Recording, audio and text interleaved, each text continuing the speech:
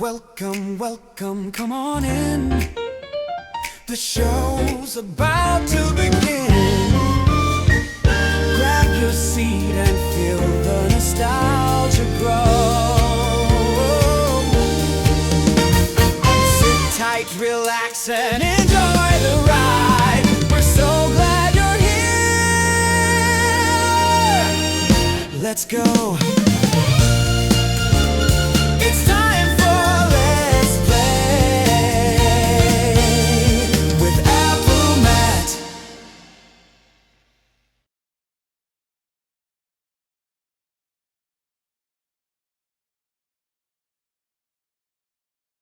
Living in an isolated cabin like this, the only neighbor a miner would have would be the scrub brush around him and a few coyote. Yes, indeed, mining was a lonely life, but the reward was great if you were lucky.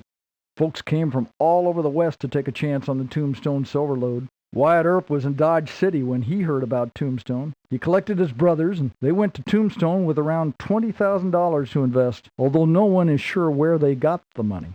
The Earps owned several mines while they lived in Tombstone, and Wyatt named one the Mattie Blaylock, after his second wife.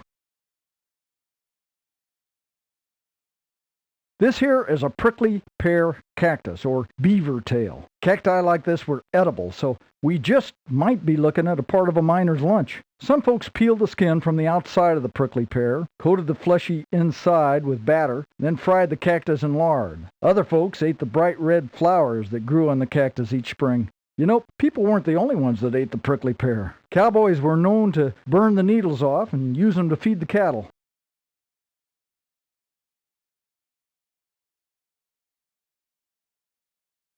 A wooded area like this was scarce around Tombstone and provided the best shade around, if you didn't mind sharing it with the snakes.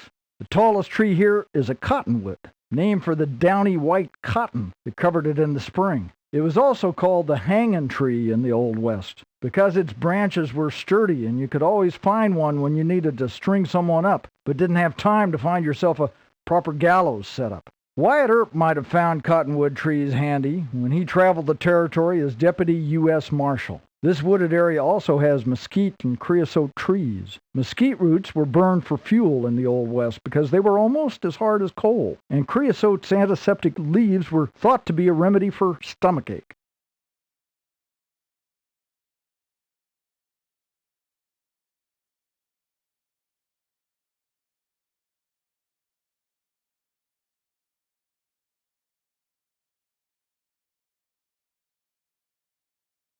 Most of the mines had a vertical shaft that led to the tunnel where the ore was being dug, and the miners were lowered by a hand-cranked winch, either on a platform or in a metal scoop bucket like this. The descent was almost as dangerous as digging the ore. You see, the scoop bucket swayed from side to side as it went down the mine, and a man could be crushed against the side of a shaft if he made the smallest mistake.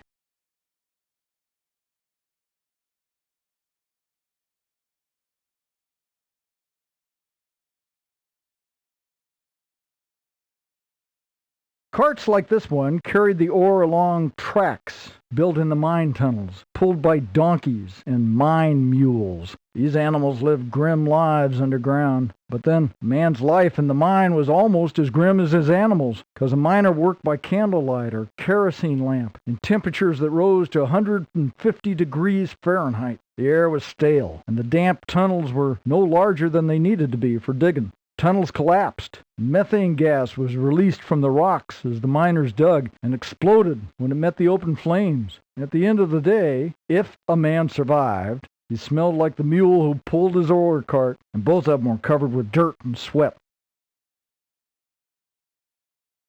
This wheelbarrow, like his pick and shovel, was one of the miners' basic tools. Smaller companies mined entirely by hand because equipment was expensive, and only the larger companies had the money for machinery. The miners who wheeled the ore underground were often tempted to take some for themselves. The practice was called high grading, and the methods were ingenious. Miners hid ore in their lunch pails or sewed small pockets in their pants legs and underclothes, and some made hats with false crowns. It was a cat and mouse game between the bosses and the miners, with the punishment severe if a man was caught.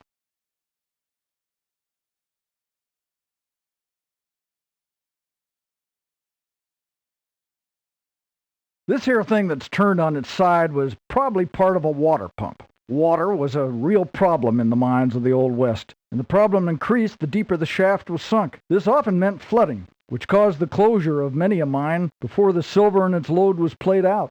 You know, working a pump like this or doing other jobs in the mine paid a man relatively well. The average miner earned $4 a day at a time when most people earned $3 or less. And the men who sank the shafts were paid $6 because their job was more dangerous. The work was dark and dirty, but the miners took hardship as their normal lot. And few of the men who sampled the prospector's life gave up its freedom willingly. Many of the miners were vagabonds at heart who traveled to a new town just to see the elephant. They might take a job for a week or a month and then leave for no better reason than finding a lump in their morning oatmeal.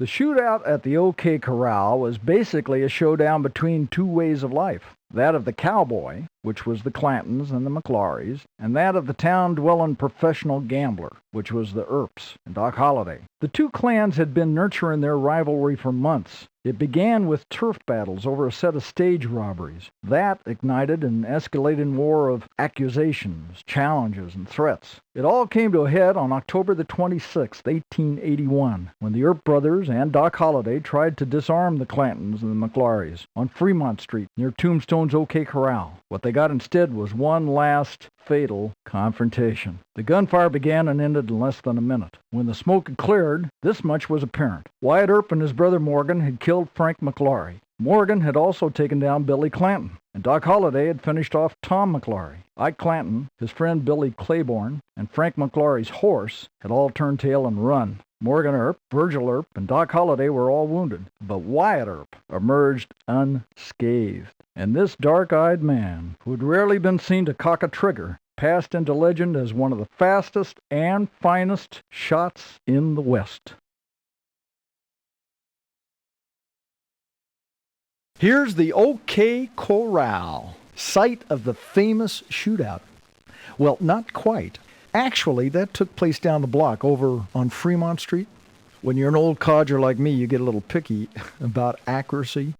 More importantly, the shootout wasn't really a battle between good and evil, more like the settling of a score between the Earps on the one hand and the Clantons and the McLaurys on the other.